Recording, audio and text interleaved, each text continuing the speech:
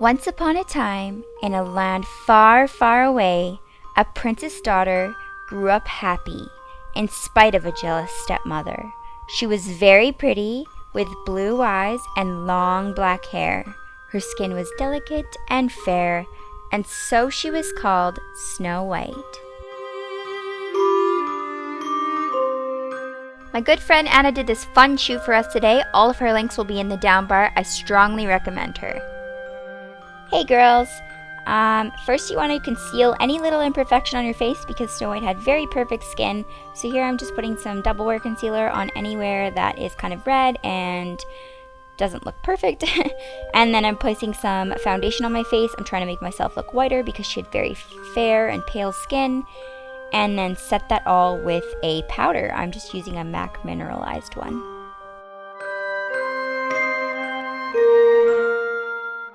Here I'm just using my fave, Legendary by MAC, and putting it right on my cheeks. Put a lot of this because she had very rosy cheeks and they were very, very pigmented and whatnot.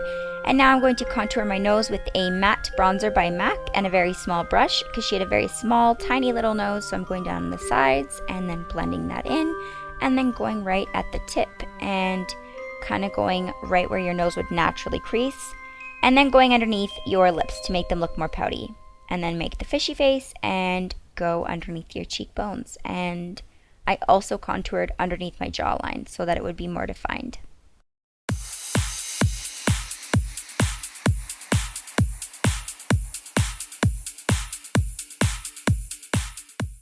Now using my MAC Prep and Prime in Rose, I think it's called Rose. I'm just going right underneath my eyes to highlight sort of. And then I'm going to go down the bridge of my nose and on my Cupid's bow, so all those areas are highlighted, and then you're going to want to blend that all in.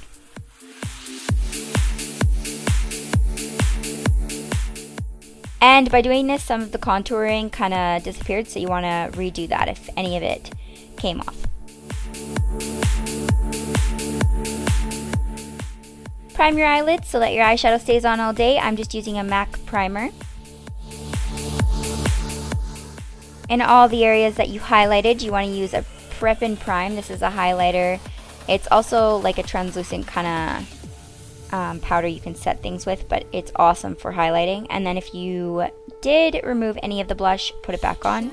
Now I'm using Dip Down to make my eyebrows very thick and very, very almost cartoony, but not. Like more of a natural cartoon, I guess. But I'm just using an angled brush, and then on the end of it has like a little spoolie thing so I can brush it out and make it look natural.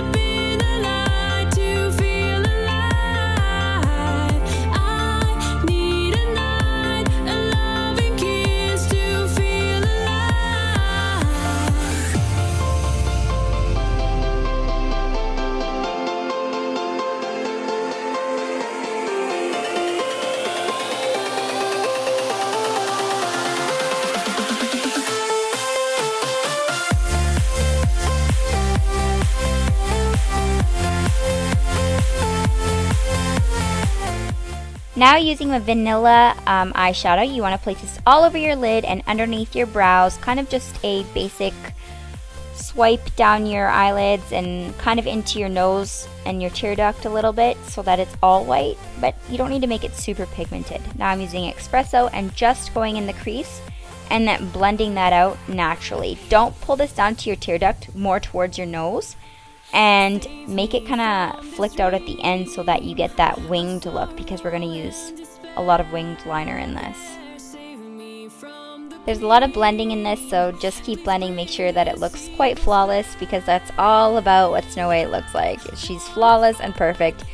So you don't want any harsh edges or lines, you want it to look natural. Now take whatever you have left on your pencil brush that you used in your crease line with the espresso and go right underneath your lash line. You don't want a ton of makeup down there, but just a little bit.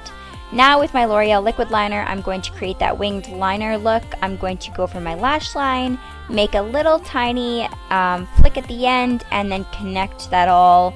And it's easier to build that up rather than it is to make it smaller and whatnot. So just build up the liner rather than going big and having to go down because that just sucks.